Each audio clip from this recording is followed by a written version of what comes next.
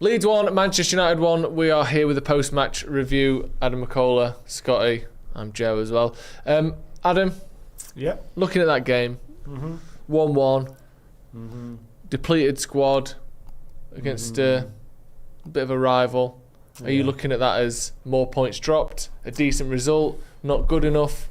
How do you feel after that? You can look at it two ways. It's a decent result.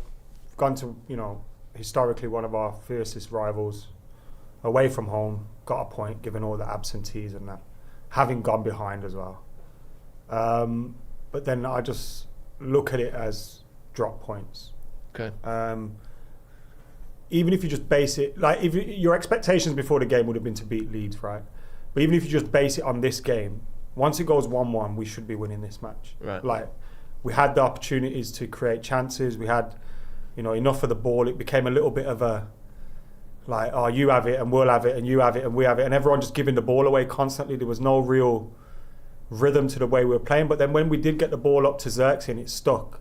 And he was able to turn around and get his passes off. He changed the game for us. So yeah, he did. I feel like we could have and should have won that game. And it's 2 points dropped. Why? I also already have that feeling of we're just dropping points left, right and centre. We need to start making some of these points up, and we're not. Like, we're getting further away from the top 4, top 5. I know we've crept into the top 5 based off this, but if Liverpool win today, they're 5 points ahead of us, and then Chelsea have got City, which is a difficult game, so I wouldn't expect them to win that, but nevertheless, like, it's Sunderland can go above us. It's a bad score. Brighton can it's a bad result, equal and our we've points. had like, you look at our last 5 games, we've won 1, drawn 3, lost 1. Yeah, not great. And you look at the fixtures within that. Well, Burnley came away in the most next. difficult game. I know, yeah, against Newcastle. I mean, Scotty, I think good point from Adam. You, in isolation, 1-1 away with the team and the squad the way that it is. So many players out. It's not the worst result in the world, but you look at this little chunk of games we've had. Yeah. You don't want to be dropping. What is it? 2, 4, 6, 9, 8 points in the last 5 games. No.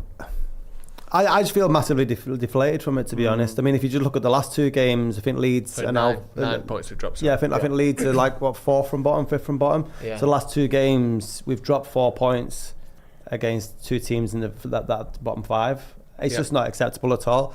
And I understand, and I know it's probably part of the collective that thought, okay, we'll go away to Elland Road, a draw would be a good result. All the context of the players missing, Leeds being a physical team and a rival and stuff like that. But the manner that the game was played in wasn't that Leeds were coming at us all guns blazing and United was on the back foot, as I think I expected. I don't know about anybody else. That wasn't the case. United had a hold in the game early on. Okay, they went 1-0 up, which was down to an error on our behalf. It wasn't through any major press. I was surprised that we got back into the game. From then on, where's the urgency? Where's the want? Where's the fight? That isn't down to personnel. That isn't down to Mitten and Boomer or Bruno Fernandes. There's still players in that team. You should have that drive to go on. And then there's question marks over his centre forward with Sesko. Like, it's not that he's having bad luck. He's getting chances, and he's like, even the ones that are offside, he should be on target. But we're not even testing the keeper with a lot of chances. Yeah, there's a lot to go through in there with the personnel. How do you feel? Because I've not spoken to you too much about United over the last month or so, but it feels like you're like on the other side of the spectrum to us. So when you watch that, does that reiterate your stance, or does it make you feel like you could be wrong? No, I definitely think I could be wrong anyway. I'm not. Of course, yeah. I mean, you would. I'm not. I know you're not saying that, but just so people know, I'm not blindly thinking that everything's amazing. Wow, I can't believe you're not saying what I'm saying. We're dropping too many points, and in the games in recent weeks, like you said, Adam, West Ham, Everton did 10 men, Wolves, Leeds Bournemouth, Leeds to a slightly lesser degree because they haven't lost a game in 7, I think, and it's away from home, and it's against us, and we're so depleted. I kind of get it. But, this last chunk of games hasn't been good enough, and there's a lot of reasons for that. And we just need to get the feeling that things are a little bit exciting again. And the feeling at Man United at the moment is terrible. Even if, at times, the performances, or certainly, the league position, doesn't look as bad as it feels to be a United fan. So there's some disconnect there, and I do think that what you said, Scotty, before this game, we both said it before Adam was here, that we questioned whether Leeds would just try and bully us physically, and we've had games in the past where we just get outran, especially last season. You just get chucked around. Newcastle destroyed us like that, and we haven't had that. And again, this season, that's not happened as much. The intensity has come. And then all of a sudden, because the first 20 minutes weren't as physical and as nasty from Leeds as we worried it would be, then the expectation changes. But in the meantime, we don't really give the team any sort of credit for nullifying Leeds, who I did think tried to be physical and press us. So in a way, it's almost you've done better than we thought as a club, Man United. In the performance today, you've done a bit better than we thought. So now the expectation changes to, you've got to fucking win this because you played better than we thought. But again, that's only because our expectations. No, exactly, and I'm not battered. saying that that's a great thing either. I'm not. This is what I mean. I feel like I'm sort of torn different ways. Where 1-1 away from home against Leeds with the squad we've got isn't a terrible result. But when you put it in the context of the last 5 or 6 games, and then when you put it in the context of actually we haven't let Leeds do what we thought we might. In a way, that's a compliment, but also now go on and win it. It's hard. Like the Ugarte thing, isn't it? Where today he was 6-7 out of 10. Yeah. And we go, fucking hell, he played well today. And it's like, he just did all right. But because our expectations for him are so low, it's like, oh my God, he did the basics well today. Well done. Yeah. You know what I mean? Like, I think that's what's happening on the whole scale of things is like, because we've been so poor, we expect to lose games or we expect to see a poor performance. When we get a draw at Leeds, we kind of, oh, that was decent. But it's not. I know it's proper, like, simplistic. But just come up from the Championship. Yeah. Do you know what I mean? And we beat Sunderland, who are better than these, so we should be beating Leeds, man. We should have beat them today. Like we had even with this bunch of players, we had the chance. So what went wrong then? Do you think? Because obviously we had, I think it was patience, a little bit of patience, a little bit of. I think it comes from the bench as well. A little bit of fucking lads. You know, as soon as we scored the equaliser, grab someone over. Yo, we're gonna win this now. There's never that. Like. Exaggerate a point to make a point. Bayern Munich, 99. We go 1-1. Fergie controls that there, whether we get the win or it goes to extra time. Right. Do you know what I mean? Yeah. Like he can come out and go, right, fucking this, that, the other. Remember Steve McLaren goes to him, let's go back to a back 5 and we'll get to extra time. We're going to win it. Yeah. It's like, I think that comes from, I know I'm comparing to the greatest, but it's like, comes from, get out there, right, do this, make sure you're getting the ball up, make sure the ball's sticking. I don't know. I'm not saying he's not saying those things, but it just felt like the game was there to be won, and you need to see a little bit of something from the manager, man. Just looking at some of the numbers, Scotty, for the game: 55% possession to United, 15 shots to their 10, only 3 on target for United to their 2 on target to their 3 big chances to United to their 1. Again, whatever a big chance means, I think it's a XG thing, so who cares. United had more passes, more of the ball. Overall, I would say with a better team. Like we said before, our goal came through really nice, incisive play. And I want to get to Xerxes in a minute because we've criticised him enough, or I personally have anyway, so I'd like to give him some credit in a sec. Our goal came through playing through their defence, making a great chance. Theirs came a little bit from a bit of sloppiness from Heaven, maybe not reading the situation very well. And Delo giving the ball away. And Delo messing it up on the halfway line. But it still does feel frustrating, doesn't it? Part in that was bigger than Aiden Heavens. The reason I think that is because the reason he gets caught out is because Delo's lost the ball in that position. Right. Because he's expecting Delo to take the ball forward, right? So he's trotting forward now. Maybe he should be kind of prepared for it. But then the ball comes kind of around him, doesn't it? And he has to arch his run. He doesn't know who's on the right-hand side of him once he faces goal. And then that Aronson just comes out. And I feel it was more... Aiden Heaven could have done better. But once he's in that position, he can't do anything because now he has to take the player out, get a red card potentially or penalty or whatever. Yeah. I feel like Delo done him a little bit more than it was Heaven. And Heaven's been really good over the last couple of weeks. Yeah, he has. Yeah, I've been happy with Heaven. I'd be happy with Heaven. Talk about a couple of attackers. Start with Sesko. Now. 2 goals, I think, in... I don't know exactly how many games he's played for us. 20-something. Then it's a few big chances. Not big chances, but a couple of nice chances today, following on from a couple of chances midweek as well. Are you concerned about him? And if so, to what degree? I'm concerned about him in the way that we haven't got anyone who's picking up for the goals that he should be scoring for a 70 or 60 million pound striker.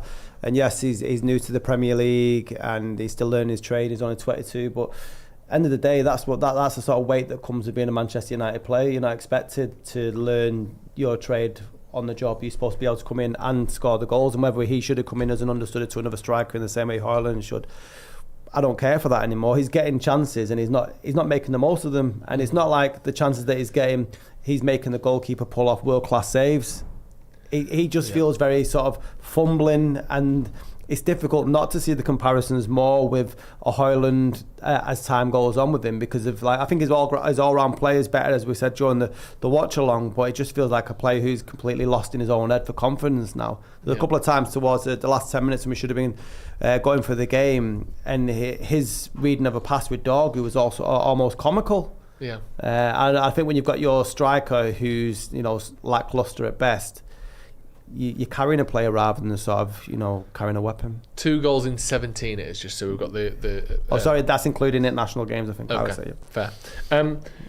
On the other hand, Joshua Zirkzee, who's been, I would say, poor for the last few weeks, been criticised for his work rate, for his little bits of quality. But even then, how we came say on that, and played a lot better though, didn't he? His first 2 games, he played 90 minutes against Everton, 90 minutes. Who did he score against? He scored against Aston Villa. Or was it Palace? Palace. Oh, of course. Sorry. But in the Everton game, it was a Pickford world-class save that stopped him from scoring. Then he had that game. He started 5 games, hasn't he? Yeah. And his performance here today when he come on, he's been more good than bad. Yeah. In this limited amount of football he's had. I don't know. I mean, maybe in terms of did he score or not, but I do think, in terms of performances, I don't think it's been particularly good. I thought he was horrendous against Newcastle, by the way. Yeah. I'm not saying that. Yeah. But sorry, there's some fucking... No, we're getting... Cleaners in on a Sunday, by the way. I mean, we're getting told off for leaving the shutters up on Friday, like the building was closed, and then now we've got cleaners in on a fucking Sunday. I don't know what's going on. For a day of work and the shutters are closed. I think Zirkzee has been poor personally, and I think he looked a lot better today. His touches were coming off, he was finding space, he was pushing people out the way, he was using his body well, and then obviously that pass through to Cunha was excellent. So got to give him credit when he's come on and changed the game, and we looked at our best when he was on the pitch, which I think too often in the last few weeks hasn't been the case. But yeah, he had a good game today. It was intent with him though, wasn't it? I think that was the difference, where sometimes when he's playing, his head doesn't see him in the game. When I've seen him come on the pitch as a sub, he looks a little bit different in terms of his objective. Few super chats. Full-time production says Sesko is the starting pro club bass player. Guts Doyle, Joe, Ruben ain't gonna F you, just F United. Interesting. Luke, might do. He might, and the thing is, let's not rule it out. I'm not going to stop trying to shag him now just because you've said that. You didn't know he'd go back to 4-4-2 today. Yeah, he said he'd never do that. Luke Hutchie, Ruben Amorim is the banality of evil. I mean, come on. Ruben Amorim. Guts Doyle says, bottom half after Burnley. What then? New excuse? Well, let's see if we are. Let's just, we can all predict losing. Mac 70. At 790. Although it'd be a really good prediction right now. It wouldn't be a bad prediction. Although technically I think draw would be the most likely prediction, wouldn't it? The team is improving, give the manager a chance. Amorim has a better record than Fergie did, blimey. Fergie finished 11th in his first season, 13th in his third season. Take Sir Alex Ferguson's name out, you people like Adam would be mouth. Sir Alex Ferguson out in the 80s. He's done you there. Mark F. Sesko is giving me Wegos vibes, gets in all the right places but never an end product. All fart, no poo. And Ross Murphy says, who was your man of the match? Well, officially it was Cunha. I think in terms of making the biggest difference, it's Zirkzee. But for me, the best player throughout the game was Lisandro Martinez. I thought he barely put a foot wrong. Loads of quality. One of the few players that can find a pass through lines rather than just shitting it and booting it down the line. I think he was excellent, personally. Who would yours be? Yeah, they both play well. Most improved player, probably Ugarte. Zirkzee. Oh, Ugarte, yeah. I think given recent games, but I mean, over the span of his entire United career, I think it's probably one of Ugarte's better performances, which may be Adam said, maybe the level of our expectation or the opposition. But I think he played to the best of his skill set. I don't know if that's a compliment. I thought we got the best out of Ugarte today, to be fair. Who's your man of the match, Adam? Zirkzee. Yeah, okay. Zach says, lads, it's a quality thing not having a go, but Dorgu would never be so far forward unless we were desperate. His passing and final ball let us down. we're just in one of those shit situations, aren't we? Where the results just aren't good enough. So anything you want to say to look a bit positive feels silly and sort of, idiotic. And if you want to be negative, then it's there for you. And you know what? Anyone who doesn't think that this is good enough or support the manager, whatever, it's not that I don't get it. It's not that I think you're stupid or I can't work out how you've got to that point. I get why anyone would be gutted. And I'm gutted, I think, because we should have won that game. And I think that with the players at the manager's disposal, I think they put in a decent performance today. Just another season wasted, isn't it? Well, yeah. Especially we need to see that Brighton game in the FA Cup. That's the one, innit? You know what? I used to look forward to hearing him speak. Now what? Now I don't tune in. In Trust Online with the Super Chat, find it hard to look past. We were 1-1 with 5 minutes left and no one was busting a gut to get forward, and that's a problem with instruction and playing 5 defenders and 2 CDMs. We're playing 4 at the back at the end. I don't know. Parag says, I'm all for signing young players and nothing against Sesko, but we really need an experienced 20-goal striker. Amarim is terrible, no courage, no youth, according to Bob Smith. And Guts Doyle says, Butcher, yes, if coach had balls, it would be in 3 midfield. All right, maybe he would. But then we'd have who at centre back? You'd have, I guess, Yoro and Heaven. Could do with a bit of a leader in there, couldn't Luke you? Shaw, and then no left wing back. Yeah. Jesus. Maybe it is a good point. Looking ahead a little bit then before we go. Obviously, it's Burnley away next, which again is another sort of must win. Hopefully, we'll have that'll be our one of, winning 5 that we get. One of Mainu, Maguire, De Ligt. We win that game. You think we will? And then we go back to what we do. Brighton is it after that, isn't it? Burnley, then then we Brighton. go out of the cup against Brighton. I don't know. Is that a night game as well, Burnley? Let's have a look. I think historically when yeah, it's Wednesday night, 8:15. I'm pretty sure we've had managers over the time. It's not at Old Trafford, is it? No, Turf Moor. Oh, thank God for that. And then you've got Brighton at Old Trafford on Sunday. I think we'll drop points at Burnley. Bloody hell. I dread games being at Old Trafford now because it means I got to go. Although last time you didn't go, we won, so maybe that should be a little lucky thing. Hands up for the Panther with the super chat, and I don't want to get into people fighting each other in the super chat, but it is a super chat. Guts Doyle's been sending chats for 5 games, psychopath and stupid. Yeah. Well, we like him, all right. Zach says Joe's right. Well nullified their game. We nullified their game plan and generally defended well. Let's be honest. If Everton and West Ham games had been won, this would look very different. But that's the problem. We didn't fucking win those games, did we? And we need to win those. They are the killers. He's right. I know you're not saying we should have. We basically won them. The Leeds game doesn't look bad if you've beat West Ham, you beat Everton, you beat Bournemouth at home. Then you look back at the last 7 games and go, fucking hell, we've got 15 points from that. That's all right. It's when you lose to Everton, draw to Bournemouth, draw to fucking West Ham, and then you still don't beat Leeds. You give yourself an uphill battle because now a somewhat acceptable result all of a sudden feels shit because it's off the back of no points in 5 games or whatever it is. So, yeah, frustrating. Adam, what? Been a pleasure. It hasn't. It has. Fucking hasn't. It's been nice to have you on a watch along. Yeah, I'll be on the next one as well. Are you here for Burnley? Unfortunately, so. Yes, man! Scotty, as always, it's been a pleasure having you on. Thank you, Scotty. Thank you as well for joining us at home. Leeds won, Manchester United won. Who even fucking knows what to say anymore? We'll see in a bit. Someone put me out of my misery, man.